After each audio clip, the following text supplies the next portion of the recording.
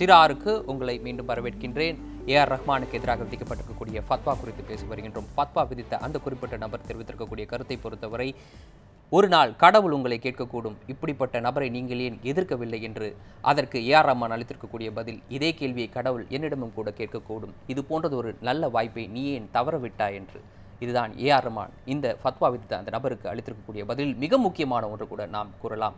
இந்த நேரத்தில் முஹம்மட் த messenger of God இந்த திரைப்படத்தை இயக்கியிருக்கக்கூடிய உலக புகழ் பெற்ற மஜீத் மஜீதி இந்த திரைப்படம் குறித்து என்ன தெரிவிக்கின்றார், இந்த திரைப்படத்தில் பணியாற்றிருக்கக்கூடிய மற்ற நபர்கள் என்ன தெரிவிக்கின்றார்கள், இந்த திரைப்படம் எவ்வாறு உருவாக்கப்பட்டிருக்கு. மஜீத் மஜீதியை பொறுத்தவரை உலக அளவில் மிகப்பெரிய தலைவர்களுடைய வாழ்க்கை வரலாறு என்பது படமாக்கப்பட்டிருக்கின்றது. அந்த வகையில் முகமது நபி அவர்களுடைய வாழ்க்கை வரலாறும் படமாக்கப்பட்டிருக்கின்றது. அதற்கு முன்னர் ஈரானில் இருக்கக்கூடிய முக்கியமான மத தலைவர்கள் கலந்து ஆலோசிக்கப்பட்டு அதன் பிறகு இந்த படைப்பு கொடுக்கப்பட்டிருக்கின்றது. மஜீத் மஜீதியினுடைய அந்த கருத்தை நீங்கள் எப்படி பார்க்கின்றீர்கள்? அவர் ஈரானில் உள்ள மத குருக்களை மட்டும் பார்க்கவில்லை, சர்வதேச அளவில் இருக்கக்கூடிய மற்ற மத குருக்களையும் பார்த்திருக்கிறார். ஒரு 3 பகுதியாக நபிகள் நாயகத்தினுடைய வரலாறு எடுக்கிறார். ஒன்று, குழந்தை பருவத்திலிருந்து 13 வயது வரை, அதற்கடுத்து 13 வயதிலிருந்து 40 வயது நபித்துவம் கிடைப்பதற்கு முன்பு, மூன்றாவது ஒரு பகுதியாக 40லிருந்து 63 வயது வரை என்று 3 கட்டமாக அவர் சொல்லுகிறார். ரெண்டாவது அவர் சொல்லக்கூடிய ஒரு முக்கியமான ஒரு பாயிண்ட் என்னன்னு கேட்டிங்கன்னா, இதில் நபிகள் நாயகத்தினுடைய முகத்தை முன்பக்கமாக என்ன செய்கிறது, அவர் கடைசி வரைக்கும் காட்டவே இல்லை. அது க்ளோஸ் ஷாட்டில் ஒன்றுமே வராது, அப்படியே ஒரு லாங் ஷாட்டில் ஒரு டார்க்காக தான் வரும். ஏன்னா ஏற்கனவே மெசேஜ் அப்படிங்கிற படம் வந்திருக்கு. அப்போ அந்த இதை கூட அகில உலக முஸ்லீம்கள் அனைவராலும் அது வரவேற்கப்பட்ட ஒன்று. அது நபிகள் நாயகத்தை காட்டும்போது கூட அவர் வருவதை போன்ற அந்த ஒட்டகத்தினுடைய அந்த அசைவுகளை காட்டுகிறார்கள். ஸோ அப்படிப்பட்ட நுட்பத்தை எல்லாம் அவர் மஜீத் மஜீதி அந்த கவனத்தில் வைத்து கொண்டு தான் அந்த படத்தை எடுத்துக்கிறார். ஆக அந்த மார்க்க வரம்புகளுக்கு உட்பட்டு அவர் எடுக்கிறார். ரெண்டாவது இது மாதிரி பல படங்கள் தமிழில் கூட எடுக்கப்பட்டிருக்கின்றன. இஸ்லாமிக் ஃபவுண்டேஷன் ட்ரஸ்டின் சார்பாக ஒரு துளி கடல் அப்படின்னு ஒரு படம் எடுக்கப்பட்டது. இயக்குனர் அமீர் அவர்கள் வெளியிட்டார். அந்த படத்து காட்சிக்கு நான் சென்றிருந்தேன். அப்போ அதில் கூட நபிகள் நாயகத்தினுடைய ஒரு போதனையை எப்படி ஒரு சாதாரண மனிதன் பின்பற்றுகிறார்கள், அந்த மாணவர்கள் பின்பற்றுகிறார்கள், அதன் மூலமாக இவருடைய உள்ளத்திலே எப்படிப்பட்ட மனமாற்றம் ஏற்படுகிறது, இதை பற்றி ஜூனியர் விடன் பத்திரிகையிலே ஒரு அருமையான விமர்சனம் செய்திருந்தார்கள். போராட்டத்தின் இன்னொரு வடிவம் என்று அதில் குறிப்பிட்டிருந்தார்கள். ஆக இன்றைக்கு முஸ்லிம்கள் மீது சுமத்தப்படுகின்ற அவதூறுகளை எல்லாம் களையக்கூடிய விதத்திலே இந்த படம் எடுக்கப்பட்டிருக்கிறது என்பதை தான் அந்த ட்ரெய்லரை பார்க்கும்போது தெரியும். ஆக அதை எதிர்த்திருக்கிறாங்க அப்படின்னா ரஜா அவங்க ஒரு முக்கியமான பாயிண்ட் என்ன சொல்றாங்கன்னா, இஸ்லாத்தினுடைய போதனைகளுக்கு எதிராக இது எடுக்கப்பட்டதோ, ஏன்னா அவங்க முழுமையாக பார்க்கவில்லை. சந்தேகத்தின் அடிப்படையில் அதை நம்ம முழுமையாக அதை மறுக்க தேவையில்லை. ஒரு கால் அவர்களுக்கு இது முழுமையாக விளக்கப்பட்டிருந்தால் அவர்களும் ஏற்றுக்கொள்ளக்கூடிய ஒரு காலம் வந்திருக்கும். ஒன்று. இரண்டாவது அந்த ரஜா அகாடமி ஒட்டுமொத்த முஸ்லீம்களுடைய பிரதிநிதியாக நாம் எடுத்துக்கொள்ள தேவையில்லை. என்னால் இந்தியாவில் இருக்கக்கூடிய ஜமாத்தே இஸ்லாம் ஹிந்த் அமைப்போ அல்லது ஜமியத்துல் உலமாய ஹிந்தோ அல்லது தேவபந்த் மதரசாவோ இதுவரைக்கும் அந்த ஃபத்வாவை என்ன செய்யவில்லை, தன்னுடைய மார்க்க கருத்தை வெளியிடவில்லை. ஒரு குழுவினர் வெளியிட்டிருக்கிறார்கள். அந்த ரீதியிலே அது விவாதத்துக்குரிய ஒன்றாக நாம் எடுத்துக்கொள்ளலாம். இரண்டாவது உண்மையிலேயே அந்த படத்தை பார்த்த பிறகுதான் முழுமையான கருத்துக்களை நாம் சொல்ல முடியும். நிச்சயமாக இந்த நேரத்தில் ஏஆர் ரஹ்மான் அவர்களுக்கு எதிராக விதிக்கப்பட்டிருக்கக்கூடிய அந்த ஃபத்வா தொடர்பாக சமூக வலைதளங்களில் பல்வேறு கருத்துக்கள் பகிரப்பட்டு வருகின்றன. இது குறித்து விளக்குவதற்கு நம்முடைய செய்தியாளர் தேவேந்திரன் காத்துக் கொண்டிருக்கிறார். தேவேந்திரன், இனி உங்களுடன். நன்றி ஐசிப். இன்னைக்கு சமூக வலைதளங்களை பொறுத்தளவு நிறைய பேர் இந்த விஷயம் குறித்து அதிகமாக பகிர்ந்துகிட்டு இருக்காங்க, தங்களுடைய கருத்துக்களை முன் வச்சுட்டு இருக்காங்க. இதில் பெரும்பாலும் பார்க்கும் பொழுது ஏஆர் ரஹ்மானுக்கு ஆதரவாக பல்வேறு தரப்பினரும் கருத்துக்களை வெளியிட்டு இருக்காங்க. இது ஏஆர் ரஹ்மான் அவர்களுடைய அந்த பக்கத்தில் வந்திருக்கக்கூடிய அவருடைய லெட்டர் விளக்கம் குறித்த ஒரு கடிதம். இந்த ஒரு விஷயம் அப்படிங்கிறது அல்லாவுக்கு என்ன பதில் சொல்வேன் என்று அவருடைய அந்த விளக்கம் குறித்தும் நிறைய பேர் ஸ்லாகித்து எழுதிட்டு இருக்காங்க. ஃபத்வா விதிப்புக்கு ரஹ்மானின் பதில் அருமை, பக்குவமான ஆளியா அவர் அப்படிங்கிற மாதிரியான கருத்துக்கள் கூட இருக்கின்றது. அதே சமயத்தில் சித்ரா சுப்பிரமணியன் தன்னுடைய வலைப்பக்கத்தில் கருத்தை பகிர்ந்திருக்காங்க. அவருடைய இந்த ரெஸ்பான்ஸ், அவருடைய இந்த விளக்கம், ராசா அகாடமிக்கு எதிராக அவருடைய இந்த விளக்கம் அப்படிங்கிறது அவருக்கு ஒரு ஸ்டாண்டிங் ஓவேஷன் கொடுக்கக்கூடிய அளவிற்கு நல்லா இருக்கு அப்படிங்கிற ஒரு விஷயத்தையும் பதிவு செஞ்சுருக்காங்க. ரஹ்மான் என்ற ஒரு முழு ஆள் மீது ஃபாத்வா போடுவதெல்லாம் சிலுண்டித்தனம், ஒரு சில பாடல்கள் மீது வேண்டுமானால் கூட பரவாயில்ல அப்படிங்கிற ஒரு கருத்தையும் பார்க்க முடிகின்றது. அதே போல் கபீர் பேடி சொல்லியிருக்காங்க, சப்போர்ட் ஏஆர் ரஹ்மான். அவர் இந்த ஃபத்வாவுக்கு எதிராக அவர் நடத்துகிற அந்த ஃபேஸ் பண்ணுற இந்த விஷயங்களுக்கு நம்ம சப்போர்ட் பண்ணணும், ஜெய்ஹோ அப்படிங்கிற ஒரு விஷயத்தையும் அவர் பதிவு செஞ்சுருக்காங்க. சுனந்தா வசிஷ்ட் சொல்லியிருக்காங்க, ஏதாவது ஒரு ப்ரைம் டைம் டிபேட்டில் ஃபத்வா அகெயின்ஸ்டுக்கு இந்தியாவில் ஏஆர் ரஹ்மான் அவர் மீது போடப்பட்டிருக்க இந்த ஃபத்வா குறித்த விவாதம் நடக்குமா அப்படின்னு கேள்வி கேட்டிருக்காங்க. நம்ம 0 ஹவரில் கூட அதான் நடந்துட்டு இருக்குது. ஹசீஃப். பொதுவாக சமூக வலைதளங்களில் ஏஆர் ரஹ்மான் அவர்களுக்கு ஆதரவான பல்வேறு கருத்துக்கள் பதியப்பட்டு வருவதை நாம் பார்க்கின்றோம். இது போன்ற கலைப்படைப்புகள் அவ்வப்போது இது போன்ற சர்ச்சைகள் சிக்குவது வழக்கமாகி வரக்கூடிய ஒரு நிகழ்வாக இருக்கின்றது. அந்த வகையில் தமிழகத்தில் வெளியான, இந்தியாவில் வெளியான சில படங்களும் கூட இது போன்ற சர்ச்சைகள் சிக்கியிருக்கின்றன. அந்த வகையில் அந்த முக்கிய படங்களை சற்று நாம் திரும்பி பார்ப்போம். 2008ஆம் ஆண்டு வெளியான கமல் நடித்து KS ரவிக்குமார் இயக்கிய தசாவதாரம் திரைப்படத்தை பொறுத்தவரை இது போன்ற ஒரு சர்ச்சையில் சிக்கிக்கொண்டது.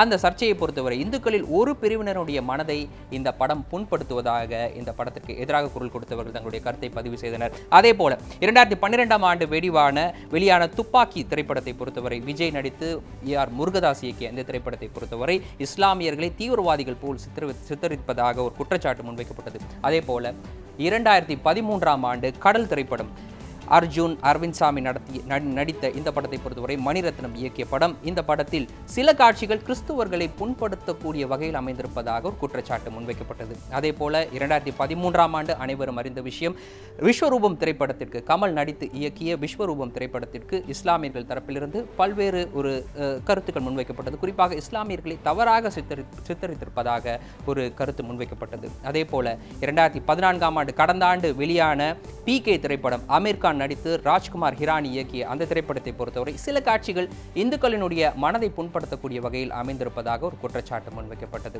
சிக்கந்தர் ஐயா, உங்களிடம் இந்த கேள்வி, இது போன்ற கலைப்படைப்புகள், இதற்கு எதிராக வைக்கப்பட்ட கருத்துக்கள், அதை தாண்டி தற்போது AR ரஹ்மானுக்கு எதிராக வைக்கப்பட்டிருக்கக்கூடிய இந்த சர்ச்சை, இவற்றை ஒப்பிட்டு பார்க்க முடியுமா? அதாவது இஸ்லாம் பொதுவாக முஸ்லிம்கள் விமர்சனத்தை வரவேற்கிறார்கள். இஸ்லாமிய செய்திகளை பற்றி இஸ்லாம் சொல்லக்கூடிய அந்த மாண்புகளை பற்றி விமர்சிக்கலாம். விமர்சனம் என்பது வேறு, சேருவாரி இறைத்தல் என்பது வேறு. இப்போ நீங்கள் பல படங்களை குறிப்பிட்டீர்கள், அது அந்தந்த ஸ்காலர் சொன்னால் பொருத்தமாக இருக்குன்னு நினைக்கிறேன். குறிப்பாக இந்த துப்பாக்கி விஸ்வரூபத்தை பற்றி நாம் பேசியாக வேண்டும். அவன் துப்பாக்கி படத்தில் அந்த அது என்ன சொல்லப்பட்டதுன்னா, தீவிரவாதிகளாகத்தான் முஸ்லீம்கள் என்ன செய்யப்படுறாங்க, அங்கே ஃபோக்கஸ் செய்யப்படுறாங்க. அது கடந்த கால திரைப்பட வரலாறை நாம் எடுத்து பார்க்கின்ற பொழுது முஸ்லீம்கள் என்று சொன்னால் ரொம்ப கொச்சையாக அவர்களை விமர்சிப்பாங்க. நம்மளுக்கு துட்டு தரான், நிம்பளுக்கு பெண்ணு தரான் அப்படின்னு சொல்லி அவரை காட்டுறது ரொம்ப ஒரு குரூரமானது, ஒரு கடத்தல்காரனாக காட்டுவது, இப்படி அதாவது பிரபலமான நடிகர்கள் நடித்த படம் கூட வந்து கொண்டிருக்கக்கூடிய காலகட்டத்தில் இப்படிப்பட்ட படங்கள் வருவதை முஸ்லீம்கள் கடுமையாக எதிர்த்தார்கள். இரண்டாவது கமல் எடுத்த விஸ்வரூபத்தை பொறுத்தவரை அதில் என்னன்னா, முல்லா உமர் அவர்கள் மதுரையிலும் கோவையிலும் இருந்ததாக சித்தரிக்கப்படுகிறது. ஏற்கனவே இப்போ தான் கோவை ஒரு நார்மலுக்கு திரும்பி கொண்டிருக்கிறது. இப்போ ஒரு வகுப்பு ஒற்றுமை தமிழகத்திலே உருவாவதற்கு நிறைய முயற்சிகள் செய்து கொண்டிருக்கின்றோம். அப்படிப்பட்ட ஒரு தருணத்திலே தாலிபானுடைய தீவிரவாத தலைவர் மதுரைக்கு தங்கியிருந்தார் அப்படிங்கிற ஒரு காட்சி அங்கே அமைக்கப்படுகின்ற பொழுது அதை முஸ்லிம்கள் மிக கடுமையாக எதிர்த்தோம். நான் கூட அந்த குழுவில் இருந்தேன். கமல்ஹாசனோட பேசும்போது, அவருடைய சகோதரர் சாருஹாசனோட பேசுகின்ற பொழுது, அப்போ அதில் ஒரு கொலை காட்சியில் என்ன பண்ணுறாங்கன்னா, அந்த இஸ்லாத்தினுடைய புனித கலிமா லா இலாஹா இல்லல்லா என்று ஒரு தட்டி வைத்து அதை க்ளோஸ் ஷாட்டில் காமிக்கக்கூடிய காட்சியை அதை அமைத்திருந்தார்கள். நான் சொன்னேன், அப்போ உங்களுடைய நோக்கம் என்ன? அப்போ தீவிரவாதத்தை வலியுறுத்தக்கூடிய விதத்தில் அது படம் எடுக்கிறது, அந்த படம் இருக்கிறது. எனவே அதை நாங்கள் எதிர்த்தோம். அதை பொத்தாம் பொதுவாக என்ன செய்யக்கூடாது, எல்லா படத்தையும் பார்க்கக்கூடாது. அப்போ அதில் நம்மகிட்ட கேட்கப்பட்டது, எங்க விஸ்வரூபம் இந்தியா ஃபுல்லாக வெளியிட்டாங்க, யாருமே எதிர்க்கலையே, ஏன் தமிழ்நாட்டில் நீங்கள் ஏன் எதிர்க்கிறீங்க? அப்போ நீங்கள் ஒரு விஷயம் புரியணும், ஹிந்தி பெல்ட்டில் நிறைய படங்கள் சாதகமான பதிவுகள்லாம் வந்திருக்கு. நிக்கா அப்படின்ற ஒரு படம் வந்திருக்கு, அதில் முஸ்லீம்களுடைய திருமண சட்டங்கள் பற்றி எல்லாம் வந்திருக்கிறது. அப்புறம் மலையாளத்தில் முஸ்லீம் குடும்ப வாழ்க்கையை பற்றி ரொம்ப அழகாக சித்தரிக்கக்கூடிய பல படங்கள் வந்திருக்கிறது. அப்போ அவங்க இது விமர்சனமாக எடுத்து என்ன செய்கிறாங்க, அதை எடுத்துக்கிறாங்க. ஆனால் தமிழில் பொறுத்த வரைக்கும் முஸ்லீம்கள் என்று சொன்னால் தீவிரவாதிகள், முஸ்லீம் என்று சொன்னால் தமிழ் தெரியாதவர்கள், முஸ்லீம்கள் என்று சொன்னால் கடத்தல்காரர்கள், முஸ்லீம் என்று சொன்னால் ஒன்றுக்குமே உதவாதவங்க அப்படிங்கிற சித்திரம் தான் தொடர்ந்து வைக்கப்பட்டது. அதை கடுமையாக எதிர்த்தோம். இப்படிப்பட்ட சித்தரிப்புகள் இருக்கக்கூடிய எந்த கலைப்படைப்பாக இருந்தாலும் நிச்சயமா அது எதிர்க்கப்படக்கூடிய விஷயமே. இருந்தபோதும் AR ரஹ்மான் அளித்திருக்கக்கூடிய விளக்கத்தில் ஒரு மிக முக்கியமான விஷயத்தையும் கூட குறிப்பிட்டிருக்கின்றார். தான் இந்த படத்திற்கு இசையமைத்திருக்கின்றேன், நான் தயாரிக்கவில்லை, நான் இந்த படத்தை இயக்கவில்லை என்ற கருத்தையும் கூட அவர் முன்வைத்திருக்கின்றார். அதை தாண்டி நாம் அனைவரும் அறிந்தபடி மஜீத் மஜிதி உலக அளவில் பெயர் பெற்ற ஒரு இயக்குனர். குழந்தைகளினுடைய அந்த குழந்தை பருவத்தினுடைய அந்த தன்மையை தன்னுடைய கலைப்படைப்பில் அழகாக பிரதிபலிக்கக்கூடிய ஒரு நபர். அவருடைய சில்ட்ரன்ஸ் ஆஃப் ஹெவன் என்ற திரைப்படம் உலக அளவில் புகழ்பெற்றது. சாங் ஆஃப் ஸ்பேரோஸ், இது போன்ற அவருடைய படங்கள் உலக அளவில் புகழ்பெற்றது. அந்த வகையில் முகமது நபி அவர்களுடைய இளமை காலத்தை பெரும்பான்மையாக கொண்டு இந்த படம் என்பது இயக்கப்பட இருக்கின்றது. ஆகவே ஒரு குறிப்பிட்ட இயக்குனர் அவருடைய பின்னணி ஆகியவற்றை அறிந்து கொண்டுதான் ஏஆர் ரஹ்மான் இதற்கு இசையமைக்க சம்மதித்திருக்கின்றார். அதை தாண்டி நீங்கள் குறிப்பிட்டது போல மஜீத் மஜிதி வெறுமனே ஈரானில் இருக்கக்கூடிய மதகுருக்களிடம் மட்டும் ஆலோசனை கேட்கவில்லை, உலக அளவில் இருக்கக்கூடிய பல மதகுருக்களிடம் ஆலோசனை கேட்டே இந்த படத்தை இயக்கியிருக்கின்றார். அந்த வகையில் ஏஆர் ரஹ்மான் எடுத்த முடிவு சரிதானே? இல்லை, அதாவது நீங்கள் அதில் என்ன ஒரு செய்தின்னா, இசையை பற்றி பல்வேறு கருத்துக்கள் இருக்கிறது. முஸ்லீம்கள் வீட்டில் 2 கருத்து இருக்குது. நபிகள் நாயகம் காலத்திலேயே இசையை அனுமதித்திருக்கிறார்கள் அப்படிங்கிற ஒரு குறிப்பு இருக்குது. அதாவது தோலால் செய்யப்பட்ட ஆயுதத்தை தஃப் அப்படின்னு சொல்லுவாங்க. இப்போ நபிகள் நாயகம் அவர்கள் மதினாவுக்கு முதலில் நுழைகின்ற பொழுது அங்குள்ள சிறுமிகள் எல்லாம் அந்த இசை அமைத்து பாட்டு பாடி கவிதை பாடி நபிகள் நாயகத்தை வரவேற்றார்கள். அதை நபிகள் நாயகம் ரசிக்கிறார்கள். அதிலே ஒரு வரி வருகிறது, நாளை நடப்பதை அறியக்கூடிய முகமது அவர்களே வருக அப்படின் போது அதை ஆட்சேபிக்கிறாங்க. நாளை நடப்பது எனக்கு தெரியாது, நாளை நடப்பதை ஆண்டவன் மட்டும்தான் அறிவான், இன்று நடப்பது மட்டும்தான் எனக்கு தெரியும், எனவே அந்த வரி தேவையில்லை அப்படின்னு சொல்லி நபிகள் நாயகம் என்ன செஞ்சிருக்கிறாங்க, அதை திரித்திருக்கிறாங்க. அதே மாதிரி நபிகள் நாயகத்தை பற்றி பல்வேறு நூல்கள் வந்திருக்கிறது. அதிலே ஒரு குறிப்பு என்னன்னா, நபிகள் நாயகம் தன்னுடைய மனைவி ஆயிஷாவிடத்தில் கேட்கிறார்கள், நான் ஒரு நல்ல பாட்டு பாடக்கூடிய ஒரு பெண் இருக்கிறா, அவள் நான் கூட்டிகிட்டு வரோம் அப்படின்னு கேட்குறாங்க. அப்போ ஆயிஷா நாயகி சொல்கிறாங்க, நபிகள் நாயகத்துடைய மனைவி கூட்டிகிட்டு வாங்கலன்ட்டு. அப்போ அந்த சிறுமியை அழைத்து வருகிறார்கள் நபிகள் நாயகம் அவர்கள். அந்த சிறுமி பாடுகிறாள். அதை விமர்சனம் பண்ணுறாங்க ஆயிஷா அவர்கள், என்னங்க நீங்கள் போய் கூட்டு வந்தீங்க, இந்த பாட்டே சரியில்லையே அப்படின்னு சொல்லிட்டு. அப்போ நபிகள் நாயகம் புன்முறுவலோடு எதனை செய்கிறாங்க, அதை ஏற்றுக்கிறாங்க. ஒன்று. இரண்டாவது நபிகள் நாயகம் வாழ்ந்த காலத்தில் பாட்டுக்கு கவிதைக்கு மிக அதிகமாக முக்கியத்துவத்தை அரபுகள் கொடுத்தார்கள். ஆக நபிகள் நாயகத்தை கடுமையாக விமர்சனம் செய்து பாடப்பட்ட பாடல்களை நபிகள் நாயகம் அவர்கள் அதற்கு பதிலாக நல்ல பாடல்களை பாடுமாறு கவிஞர்களை ஊக்குவித்திருக்கின்றார்கள். அது ரொம்ப மிக முக்கியமாக நாம பார்க்கக்கூடிய ஒன்று. இசையை பொறுத்தவரை அது உழைப்போடு வளர்ந்த ஒரு. அதே மாதிரி குரானே பாத்தீங்கன்னா, அந்த குரானை இசை வடிவம். அந்த குரானை நீங்கள் சரியான முறையில் ஓதுகின்ற பொழுது எல்லாருடைய உள்ளத்தையும் ஒரு சிறிய சம்பவத்தை நான் நீங்க குறிப்பிட வருகின்றேன். சுருக்கமாக பெருநாள் சந்திப்பு விழா நடைபெற்றது. அதில் நானும் பேசிக் கொண்டிருக்கிறேன். அப்போ மறைந்த சவுந்தரா கைலாசம் ப. சிதம்பரம் அவருடைய மாமியார் அந்த நிகழ்ச்சியில் கலந்து கொண்டிருக்கின்றார். அதிலே திருக்குரானுடைய முதலாவது அத்தியாயம் சூரத்துல் ஃபாத்திஹா அல்ஹம்துலில்லாஹி ரப்பில் ஆலமீன் அப்படின்னு வரும். அதை ஒரு சிறுவன் ரொம்ப அழகான முறையில் ஓதினார்.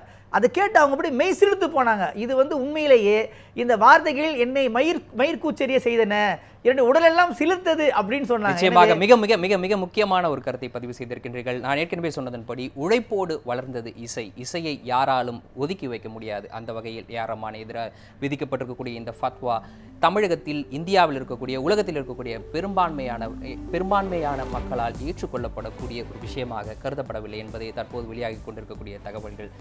மீண்டும் நாளை ஒரு 06 சந்திப்போம். நன்றி.